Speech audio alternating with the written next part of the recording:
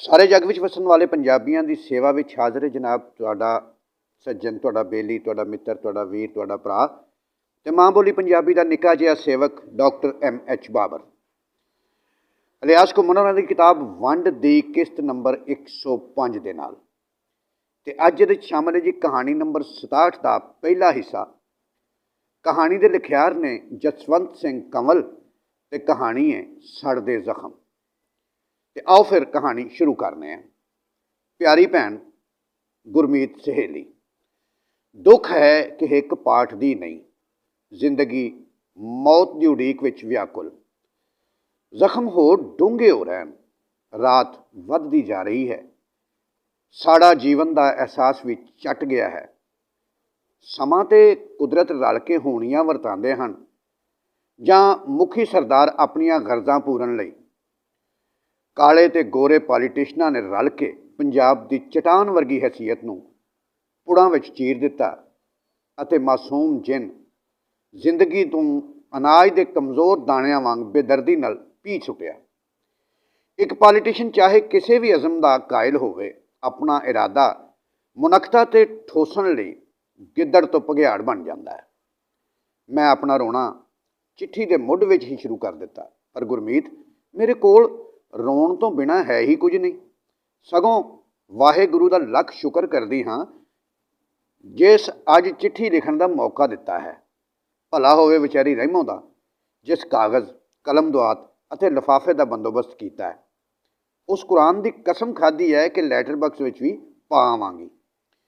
रहमो अंबरसर के सरियाली पिंड की वसनीक शरणार्थन है जिस वैशी मर्द की कतलाम वेखी है। नफ्स दियां मारू सट्टां विच जख्मी हुई है। उसते किसे नहीं तरस खादा।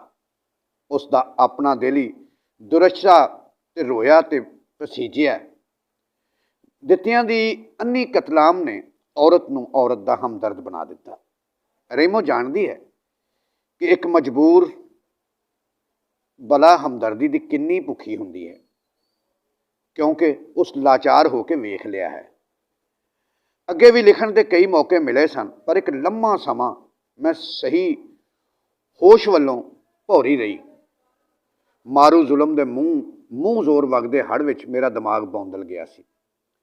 असनों ही सुन उस हालत में तो मैनू अपनी सही होने का भी ज्ञान नहीं सी। अज ज़हीर जिसकी मैं मलकीयत हाँ लाहौर गया होया अते मैं उसकी हवेली विच वेली हाँ। काफर होने की हैसीयत विच 70 किस तरह रखी जा सकती है। हाँ, असल विच मैं हवस की पट्ठी का बालन हाँ जिस शराफत दियां अखां तो ओले शरीफां लई ही बलना है। ज़हीर भारी जायदाद का मालक है। रहमो का पता भी इत्थे आके उसका राहक बन गया है। रहमो का पिता भी इत्थे आके उसका राहक बन गया है। मैं इस हवेली के बंधन में आज़ाद हाँ, बाहर नहीं जा सकती। हंझू व्यान की मैनू खुल है, पर रो नहीं सकती। सिसकियां विच रिझना ही जिंदगी है। ज़हीर मियाँ काफ़ी आज़ाद ख्याल हैं, जद कदी शराबी होंदे हैं तद गावन लई कह देंदे हैं, पर मेरे हिंदुस्तान जान के ख्याल नाल उन्हां दे लहू विच इनकलाब आ जांदा। आखदे हैं सरदार बल्ली कि सचमुच तू मेरे लतीफ़ एहसास नूं सट मार जावेंगी। तू मेरी आज़ादी है, प्यार की रूह।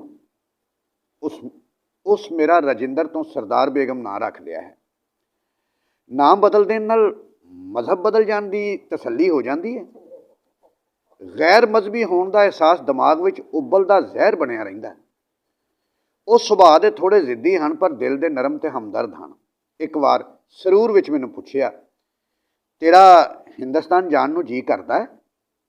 ये सवाल बिल्कुल अजिहा सी जिवें किसी मजलूम नूं पुछया जावे पीड़ हुंदी है। एक बच्चे नूं पुछना किन्नी हमदर्द सांझ है कि तैनूं मां याद आउंदी है। वेदना विच गुन्नियां सारियां यादां नूं हुण भुलाउण दा यतन कर रही हाँ, पर रूह विच तलखी दा सेक व्यापक है, जिहड़ा कदे कदे कदे ना कदे भाफ बन उठदा है। जिवें फना हो चुकी इस तरीयत विच जीवन की कोई रौ जिंदा हुंदी है। मैं सीधे कीते ते तह कीते कागज़ां विच चोरी छप्पे लिखी डायरी भी पाड़ दिती है। दिल विच ਕਦੇ ਵਹਿਮ ਜਾਗ ਉੱਠਦਾ ਹੈ ਕਿ ਇਹ ਦੁਨੀਆ ਸੱਚੀ ਵੈਸ਼ੀਆਂ ਦੀ ਨਹੀਂ, ਕਿਉਂਕਿ ਜ਼ਹੀਰ ਨੇ ਮੈਨੂੰ ਲਾਹੌਰੋਂ ਜਮਾਲ ਅਤੇ ਫੱਤੂ ਤਾਂਗੇ ਵਾਲਿਆਂ ਤੋਂ 250 ਤੋਂ ਤਰਸ ਖਾ ਕੇ ਖਰੀਦ ਲਿਆ। 250 ਰੁਪਈਆ ਉਦੋਂ ਹਰੇਕ ਕੁੜੀ ਦਾ ਮੁੱਲ ਨਹੀਂ ਸੀ ਪੈਂਦਾ। ਜ਼ਹੀਰ ਹੋਰੀ ਆਖਦੇ ਸਨ ਕਿ ਮੇਰਾ ਐਜੂਕੇਟਡ ਅਤੇ ਸੁਨੱਖੀ ਹੋਣ ਕਰਕੇ ਹੀ ਇੰਨਾ ਮੁੱਲ ਪਿਆ ਸੀ। ਮੈਨੂੰ ਪਤਾ ਤੱਕ ਨਹੀਂ ਮੇਰਾ ਕਦੋਂ ਸੌਦਾ ਹੋਇਆ ਅਤੇ 45 ਚੱਕ ਕਦੋਂ ਲਿਆਂਦੀ ਗਈ। ਇੱਕ ਵਾਰ ਉਹਨਾਂ ਆਪਣੇ ਸੱਚੇ ਆਸ਼ਿਕ ਦਾ ਇਸ਼ਕ ਦਾ ਇਜ਼ਹਾਰ ਕਰਦਿਆਂ ਦੱਸਿਆ, ਮੈਨੂੰ ਤੇਰਾ ਅਗਲੇ ਦਿਨ ਹੀ 300 ਮਿਲਦਾ ਸੀ, ਪਰ ਮੈਂ ਲਿਆ ਨਹੀਂ, ਕਿਉਂਕਿ ਤੇਰੀ ਪਹਿਲੀ ਨਜ਼ਰ ਹੀ ਮੈਨੂੰ ਬੁਰੀ ਤਰ੍ਹਾਂ ਫੱਟੜ ਕਰ ਗਈ ਸੀ। ਮੈਂ ਕਿਸ ਤਰ੍ਹਾਂ ਮੰਨਾਂ ਕਿ ਰਾਂਝਿਆਂ ਵਿੱਚੋਂ ਇਸ਼ਕ ਤੇ ਹਮਦਰਦੀ ਖਤਮ ਹੋ ਗਈ। ਅੱਜ ਟੁੱਟਾ ਫੁੱਟਾ ਚੇਤਾ ਆਖਦਾ ਕਿ ਅਸੀਂ ਭਾਵੇਂ ਮੇਰਾ ਪਿਤਾ ਅਤੇ ਮੇਰਾ ਸੁੰਦਰ ਰਾਮਗਲੀ ਵਿੱਚੋਂ ਤਾਂਗੇ ਤੇ ਸਟੇਸ਼ਨ ਨੂੰ ਨੱਠੇ ਜਾ ਰਹੇ ਸਨ। ਸਾਰਾ ਲਾਹੌਰ ਧੂਏਂ ਅਤੇ ਅੱਗ ਨਾਲ ਝੁਲਸਿਆ ਜਾ ਰਿਹਾ ਸੀ। ਗਲੀਆਂ ਅਤੇ ਸੜਕਾਂ 'ਤੇ ਮਨੁੱਖ ਦਾ ਇੱਕ ਖੂਨ ਅੱਗ ਬਣਿਆ ਪਿਆ ਸੀ। ਇਸ ਅਫਰਾ ਦਫਰੀ ਵਿੱਚ ਖਿਆਲ ਆਇਆ ਕਿ ਜ਼ਿੰਦਗੀ ਸਾਰੀਆਂ ਚੀਜ਼ਾਂ ਨਾਲੋਂ ਪਿਆਰੀ ਹੈ। ਰਾਹ ਵਿੱਚ ਅਸਾਂ 2 ਲਾਸ਼ਾਂ ਔਰਤ ਤੇ ਮਰਦ ਦੀਆਂ ਵੇਖੀਆਂ, ਜਿਨ੍ਹਾਂ ਵਿੱਚੋਂ ਗਰਮ ਖੂਨ ਨਿਕਲ ਕੇ ਸੜਕ ਨੂੰ ਦਾਗੀ ਕਰ ਰਿਹਾ ਸੀ। ਅਸੀਂ ਤਾਂਗੇ ਵਿੱਚ ਸਾਰੇ ਕੰਬਣ ਲੱਗ ਪਏ। ਇੱਕ ਹੋਟਲ ਵਿੱਚੋਂ ਨਿਕਲ ਕੇ ਉਹਨਾਂ ਸਾਨੂੰ ਘੇਰ ਲਿਆ। ਮੇਰੇ ਪਿਤਾ ਦੀ ਗਰਦਨ ਵਿੱਚ ਇੱਕ ਨੇ ਝੱਟ ਛੁਰਾ ਖੋਪ ਦਿੱਤਾ ਅਤੇ ਉਹ ਤਾਂਗੇ ਵਿੱਚੋਂ ਲੁੜਕ ਕੇ ਸੜਕ 'ਤੇ ਡਿੱਗ ਪਏ। ਦੋਨੋਂ ਮੈਂ ਸੁੰਦਰ ਪਿੱਛੇ ਸੜਕ ਨੱਸੇ ਜਾਂਦਿਆਂ ਵੇਖਿਆ। ਇੰਨਾ ਚੇਤਾ ਹੈ ਕਿ ਮੇਰੀ ਚੀਕ ਜ਼ਰੂਰ ਨਿਕਲੀ ਸੀ। ਉਸ ਪਿੱਛੋਂ ਪਤਾ ਨਹੀਂ ਕੀ ਹੋਇਆ। ਕਈ ਦਿਨ ਮੈਂ ਫੱਤੂ ਅਤੇ ਜਮਾਲ ਦੀ ਕਰੜੀ ਕੈਦ ਵਿੱਚ ਰਹੀ। ਫਿਰ ਮੇਰਾ ਸੌਦਾ ਤੈਅ ਹੋ ਗਿਆ। ਹਿੰਦੁਸਤਾਨ ਨੇ ਆਜ਼ਾਦੀ ਲਈ ਬੜੀਆਂ ਕੁਰਬਾਨੀਆਂ ਦਿੱਤੀਆਂ ਸਨ। ਮੈਂ ਵੀ ਆਪਣੀ ਆਜ਼ਾਦੀ ਲਈ ਪਿਤਾ ਅਤੇ ਭਰਾ ਵਾਰ ਚੁੱਕੀ ਹਾਂ ਅਤੇ ਆਪਣਾ ਆਪ ਵੀ। ਇਸ ਚੱਕ ਵਿੱਚ ਮੇਰੀਆਂ ਹੋਰ ਵੀ ਹਮ ਮਜ਼ਹਬ ਦੁਖੀ ਸਾਥਣਾਂ ਹਨ। ਇੱਕ ਕਸ਼ਮੀਰ ਦਾ ਤੋਹਫਾ ਸੱਤਿਆ ਹੈ, ਜਿਸ ਨੂੰ ਪਹਿਲੇ ਹਮਲੇ ਵਿੱਚ ਹੀ 12 ਮੂਲੇ ਤੋਂ ਘਸੀਟ ਲਿਆਂਦਾ ਸੀ। ਉਸ ਨੂੰ ਆਪਣੇ ਮਾਂ-ਬਾਪ ਦਾ ਕੁਝ ਨਹੀਂ ਪਤਾ। ਮਨੁੱਖ ਦੀ ਸਾਰੀ ਸੱਤਿਆ ਹੀ ਨਸਲ ਹੈ, ਨਢਾਲੀ ਹੈ। ਇੱਕ ਪੋਠੋਹਾਰ ਦੇ ਦੁਬੇਰਨ ਪਿੰਡ ਦੀ ਵੀਰਾਂ ਵਾਲੀ ਹੈ, ਜਿਸ ਦੀ ਵਾਰਤਾ ਅਤ ਹੀ ਰੂਹ ਕੰਬਾਊ ਹੈ। ਦੁਬੇਰਨ ਪਿੰਡ ਦੀ ਵੀਰਾਂ ਵਾਲੀ, ਜਿਸ ਦੀ ਵਾਰਤਾ ਅਤ ਹੀ ਰੂਹ ਕੰਬਾਊ ਹੈ। ਵੀਰਾਂ ਵਾਲੀ ਇਸ ਚੱਕ ਤੱਕ ਪਹੁੰਚਦੀ ਨੂੰ ਵਾਰਵਿਕ ਹੋ ਚੁੱਕੀ ਹੈ ਅਤੇ ਹਰ ਥਾਂ ਨਫਾ ਹੀ ਦਿੰਦੀ ਆਈ ਹੈ। ਹੁਣ ਉਹ ਜ਼ਹੀਰ ਦੇ ਰਾਹ ਖੁਲੀਏ ਜਾਂਗੜੀ ਦੀ ਬੀਵੀ ਹੈ। ਉਸ ਇੱਕ ਦਿਨ ਆਪਣੇ ਭਰੋਫਨੇ ਛਾਲਿਆਂ ਨੂੰ ਫੇਂਦਿਆਂ ਦੱਸਿਆ ਉਸ ਦੀ ਇੱਕ ਭੈਣ ਕੁਸ਼ਲਿਆ ਹੋਰ ਵੀ ਸੀ। 25-30 ਕੁੜੀਆਂ ਵਿੱਚੋਂ ਉਹਨਾਂ ਦੋਹਾਂ ਨੂੰ ਅਬਦੁਲ ਖੋਜੇ ਤੇ ਛਾਂਟ ਕੇ ਕੱਢ ਲਿਆ ਸੀ। ਬਰਕਤ ਸਿੰਘ ਦੀ ਹਵੇਲੀ ਉਹਨਾਂ ਮੁਜਾਹਿਦਾਂ ਨੇ ਕਤਲਗਾਹ ਬਣਾ ਦਿੱਤੀ ਸੀ, ਜਿੱਥੇ ਬੱਚੀਆਂ ਨੂੰ ਤੇਲ ਦੀਆਂ ਕੜਾਹੀਆਂ ਵਿੱਚ ਤਲਿਆ। ਮਹੰਤ ਜੋਤਾ ਸਿੰਘ ਹੋਰਾਂ ਦੀਆਂ ਅੱਖਾਂ ਵਿੱਚ ਲਾਲ ਸੂਹੀਆਂ ਸਲਾਈਆਂ ਫੇਰੀਆਂ ਗਈਆਂ, ਇਸ ਲਈ ਕਿ ਉਹ ਸਿਦਕ ਛੱਡ ਕੇ ਇਸਲਾਮ ਨਹੀਂ ਕਬੂਲਦੇ ਸਨ। 500 ਤੋਂ ਉੱਪਰ ਇਸਤਰੀਆਂ ਅਤੇ ਬੱਚੇ ਬੁੱਢੇ ਅਤੇ ਜਵਾਨ ਅਨੇਕਾਂ ਤੱਸਿਆਂ ਨਾਲ ਕਤਲ ਕੀਤੇ ਗਏ। ਇਹ ਸਾਰੀ ਖੂਨੀ ਹੋਲੀ ਇਸ ਦੀ ਖੇਡੀ ਗਈ ਕਿ ਸਮਾਜ ਹਿੰਦੁਸਤਾਨ ਅਤੇ ਪਾਕਿਸਤਾਨ ਦੀਆਂ 2 ਕੌਮੀਅਤਾਂ ਨੂੰ ਆਜ਼ਾਦ ਕਰ ਰਿਹਾ ਸੀ ਨਾ। ਸਾਮਰਾਜ ਦੀ ਸਾਰੀ ਕਾਰਵਾਈ ਕਤਲੇਆਮ ਹਾਲੇ 2 ਹੀ ਪਾਸੇ ਜ਼ੋਰਾਂ 'ਤੇ ਸੀ। ਇੱਕ ਦਿਨ ਜ਼ਹੀਰ ਨੇ ਅਖਬਾਰ ਦੀ ਇੱਕ ਖਬਰ ਵੱਲ ਧਿਆਨ ਦਵਾਇਆ। ਅੰਮ੍ਰਿਤਸਰ ਦੇ ਇੱਕ ਅਤ ਸਿਆਣੇ ਮੁੰਡੇ ਨੇ ਅਫੀਮ ਖਾ ਕੇ ਆਤਮਘਾਤ ਕਰ ਲਿਆ, ਇਸ ਲਈ ਕਿ ਦੁਨੀਆ ਪਾਗਲ ਹੋ ਗਈ ਅਤੇ ਵਹਿਸ਼ੀ ਹੋ ਗਈ ਸੀ।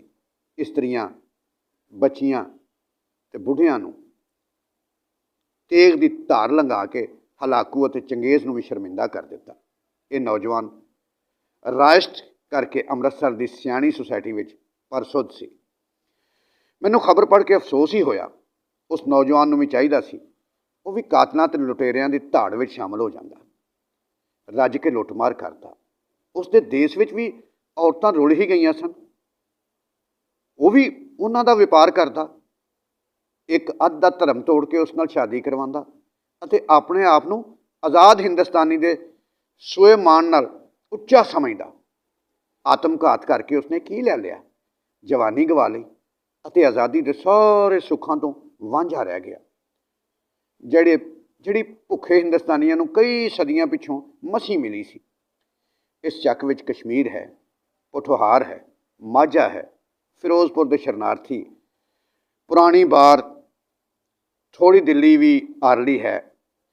ਥਾਂ ਥਾਂ ਦੀਆਂ ਬੋਲੀਆਂ, ਭਾਂਤ ਭਾਂਤ ਦੇ ਮਜ਼ਹਬ ਅਤੇ ਕਲਚਰਾਂ ਨਾਲ 45 ਚੱਕ ਮਲਗੂਬਾ ਹੋ ਗਿਆ ਹੈ। ਜਿਵੇਂ ਦੂਰ ਨੇੜੇ ਦੇ ਗੰਨੇ ਵੇਲਣੇ ਵਿੱਚ ਦੀ ਨਿਕਲ ਕੇ ਪੱਛੀਆਂ ਇੱਕ ਥਾਂ ਇਕੱਠੀਆਂ ਹੋ ਜਾਂਦੀਆਂ ਹਨ।